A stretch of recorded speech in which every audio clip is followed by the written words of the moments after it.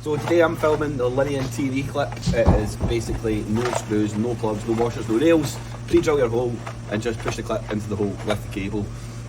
That's it there. And we're using 1mm twin and earth version, and we are using today Doncaster Cables EarthSure Cable, which has an insulated CPC cable. So it's flat twin CPC cable with an insulated CPC, 1mm with the LINIAN T&E Clip.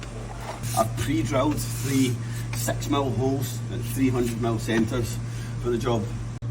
Here you can see I've got Doncaster EarthSure Cable, 1mm with a 1mm CPC, sleeved CPC, and I'm using our 1mm LINIAN twin and earth clip. I'm not sure how they did it, but the witchcraft at Doncaster Cable, they've managed to keep all this with a sleeved earth inside a 1mm clip, which is genius.